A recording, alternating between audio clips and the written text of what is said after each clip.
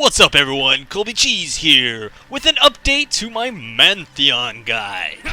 They will know war. So previously, one of my most popular guides was for Pantheon, but this was back in Season 2. Since then, there's been a lot of changes to the items and the way the game is played, so I'm going to go ahead and talk to you guys about how to play him now in the current season, at the end of Season 3 here and going into Season 4. I'm going to refresh you on the two most popular and effective builds that you can use on him, and we're going to get into some gameplay footage and the styles and how to carry games on MANtheon. MANtheon is very versatile. He can effectively go mid, top lane, jungle, and even support for a kill lane. Probably wouldn't want to play him as an AD, it's possible, but it's not going to be as effective as the other options. Either way, that's a wide variety of stuff, so if you wanted to be straight up Pantheon main, you can definitely do that and just go wherever you want it.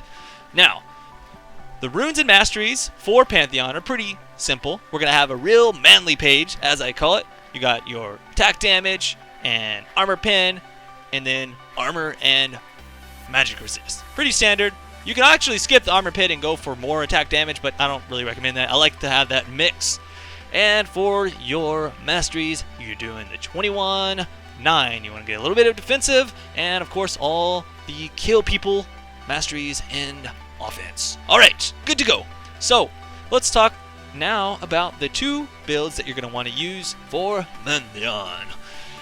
So the first build is my favorite, and this is going to be kind of a split pushing setup. You're going to go for the Ravenous Hydra and pick up a most likely some move speed 3 boots, and then go for armor pen after that. So you'll pick up a Black Cleaver and a Last Whisper. For defensive item, basically it's depending on their team. If they have a lot of magic damage, you go for that Maw of Malmortius, or you can go for Randuin's if you need a little bit of tankiness from AD stuff. And you can get a GA later, whatever works for you.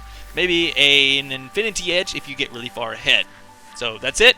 This style, basically, all you're going to be doing is shoving down lanes really hard using that Ravenous Hydra, and you can jump into battle whenever your team gets into position, or if they try and jump on you, you can get out quickly. I don't know. Whatever the case is, shove down those side lanes, put tons of pressure there, and watch for your ultimate and get a lot of kills that way. Now, the next one is going to be more of a roaming and just farming kills type of setup.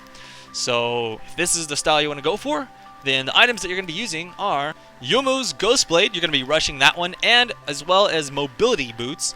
You can go for a Phage right after. You're not going to actually upgrade that Phage in anything, because then after that, you're going to go for a Last Whisper, and then once again, go for the defensive items such as Maw of Malmortius, Randuin's, whatever the case is, and you're good to go. You can also pick up a Blade of the Ruined King after that if you have enough gold, GA, whatever. Those are obviously going to be, if you get really far ahead, which you should be on Pantheon, you should be getting lots of kills because he's really strong. So now you have the two different builds and two different playstyles. With this particular one, though, you do need to have really good map awareness. Hopefully your team is able to ward a lot. You're going to be roaming all around the map, picking up kills everywhere you can, jumping on everyone every time your ult's up, and that's what this style is all about, is just snowballing super duper hard and just wrecking faces. That's pretty much all there is to it. I'm going to go ahead and show you guys some gameplay and talk about the particular fights that I'm in and do some commentary of this, since I already do have another video talking about all of his abilities. So let's just jump into the action. What? Thought you were going to get Baron? Ha! That's my Baron. Get out of here. Alright. Man Drop is so damn good. You can snowball games very heavily by using this. But until you get that, let's talk about the early game, which is very important on Pantheon. To get ahead, you really need to get that lane dominance very early. In pretty much every single game that I start in a solo lane, I will go for the flasks, as well as 2 health potions and a mana pot. This allows me to take a little bit of harass early on, if I do, and then also get my mana back. You're going to use a lot of mana early game, throwing out your spears and harass and stuff like that. And ideally, you just want to continue throwing those spear harasses out and potentially try and pick up a kill around level 3 or 4, since you will be very powerful at that point against really a lot of different champions as well. Occasionally, if you're against a lane that you don't feel like you're going to take a lot of poke harass and you're just going to dominate them, you go ahead and go for an early Doran's Blade. But honestly, I really prefer to grab that flask and mana pot so that I can continue to use my abilities and not run out early on, especially once you get level 6. You want to have that flask to get your mana up for your ganks. Alright, so here we go in this match early on. Just going to be throwing out those spears as much as possible. I do realize that this guy is really low on the armor, so I feel like I can take him down pretty early. There we go. I go ahead and jump on him right at level 2. As soon as I get my stun, he throws out and misses his attack, so I go for the flash, the ignites, and of course I do pick up the kill from that. Now it's a little bit more difficult to grab a level 2 kill since you don't have that automatic crit at low health from your E, but once you do grab that, you're going to be able to do so much damage. Just remember that once you get their health low, that's when you can really do so much more with the auto crits from your auto attacks and your spear tosses. And just look for any chance you can get to pick up kills in your lane. You don't want to go two-hand, but it's really easy to tower dive if you have a jungler with you if you take the first tower hit. Because in that particular case, if I would have not had my Aegis up, I would have definitely died to that turret, but I can tank that one turret hit from jumping in. So use that to your advantage. You can go in, throw a spear, and then walk out, just take that one turret hit for free. Now, a little bit later on, you're going to be grabbing yourself 1 or 2 Doran's blades to keep your lane dominance up. If necessary, if you get a whole lot of gold, you can go ahead and skip past that to your next item. But generally, I will go for 1 or maybe 2 Doran's blades just to hold on to a really strong early dominance in the game. And after that, you're going to be roaming around the map as much as possible, jumping on everyone wherever they are. You always want to jump behind them.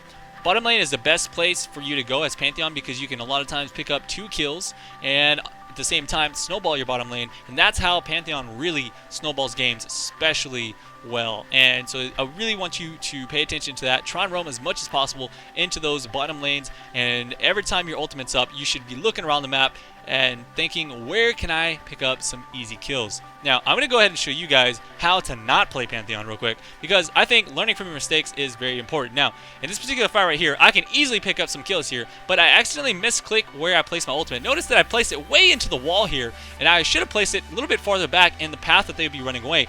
Like, before I even have a chance for it to channel, they're already out of the range of it. I don't even get close enough to do my jump. My flash is down at this point, and I'm not able to grab any kills from that. So if I had just placed my ultimate down a little bit further back where there's no chance they could have ever ran away from it, then that would have been much better. Now here's another case where I completely just make the game go terribly wrong for us. What I should have done was told them to push the lane and have the creeps pushing up so that the creeps would be attacking, or the turret would be attacking the creeps. Instead, I jump in prematurely, and what ends up happening is there is a Shin in the game, which I should have also been accounting for. He's able to come in there, we get a kill onto the Corki, and since the turret was attacking us from the get-go, we lose 2 more people, and that actually snowballs it against us rather than helping us out at all. Okay, and one more example of a bad leap. You want to make sure that you're always putting your jump pretty much really far behind them whenever you're coming up in a situation where they're going to only have one place to run in order to escape. And so make sure that you don't try and jump right on them, just more behind them where their only escape path lies. So moving forward, boots are very important on Pantheon. Every once in a while, I'll grab the Move Speed 3 boots instead of the mobility. It just kind of depends on what you want to do. But in some of these games, once you jump on them, you've already got into combat, so the mobility doesn't help as much, and therefore you have to go for things like a phage and things like that. But whenever I'm doing the split pushing build, I do like to go for the boots 3 here. And you'll notice I do jump into this particular fight to, well, it's not even a fight. I'm trying to catch them, and I don't exactly know where they go. I do miss getting 1 kill there, but I am going to chase this guy all the way down. He was really far away, and the good thing about this is he only has boots 1. I've got the boots 3. I'm able to chase him down, pick up the kill, even though it was really far away. And so this is going to help us snowball. Every little kill on Pantheon is going to count very heavily. In fact, if you're not getting tons of kills on Pantheon, you're really not doing it right. And it's going to be really hard to carry because Pantheon, the problem with him is that he does fall off quite a bit into the late game. And that's why you generally go for so much armor pin. And you want to make sure that you're able to deal with all of the armor that people are going to be picking up. In some cases, if you have a bunch of squishy people on your team, after your initial Last Whisper and either your Black Cleaver or whatever else is started, you want to start going for tanky stuff because if the game goes that late, pretty much you're just going to be needing to take a little bit of extra damage. Now, that was a really weird situation. remember that you can cancel your ultimate. I started to cancel my ultimate there, but I noticed that she was probably going to walk back forward, and I was like, well, no reason for me to waste my ultimate here, so I just stopped channeling it, walked up, and she made the mistake of coming in and trying to fight us since we are low, and I knew I can bait that with my HP bar. Another big thing that you want to do is whenever you are going in and using your ultimate, just continue pinging, like mass ping. Use the I'm on my way ping exactly where you're going to land, and let your teammates know that you're going to be doing this. Every time you're going to jump into a fight, you're going to be pinging, and so they know, okay, Pantheon is jumping right here, because the allies on your team, they actually won't see that little circle until it fully starts to channel, because there's that like 2-second window where you see the circle and you can cancel it, but they don't see it, so they don't actually know to start engaging there. And you really need to let people know that you are going to come in. And here we go. I'm actually pinging right here. Now, obviously, I'm doing this from replay, so you can't see my pings, but every single time I ultimate, like literally every single time I ultimate somewhere, I let people know that I'm jumping in, and it's extremely important. It's really nice that they added those pings since my last Pantheon video. It's so much easier to get coordinated attacks with Pantheon now that is possible. So make sure you take use of that and you snowball your games accordingly. Obviously, you want to make good plays on Pantheon and not make those mistakes that I showed you from earlier, but really it's not that hard once you get the hang of it and start to play him correctly. And make sure that you use those active items. Active items so damn strong on AD assassins, and Pantheon is definitely no exception. So anyways, that's my update for you guys. Hopefully you learned something. You now know how to build him, and you can continue to wreck faces with this actually underused champion in my opinion, but extremely powerful in solo queue matches. I don't generally pick him up as like a first pick or anything like that. I do like using Pantheon as a counter pick or as a synergized pick with like a Jarvan or something like that. He's really good against things like Teemo, Fizz, Kassadin, and a couple of other champions like that. So really good counter pick for those popular ones there. And as long as you are snowballing the game, then you're doing it right. Thank you guys for watching this video, and I'll see you around for my next one. Make sure you hit that subscribe button, and I'll see you next time. I'm Colby Cheese. Peace out.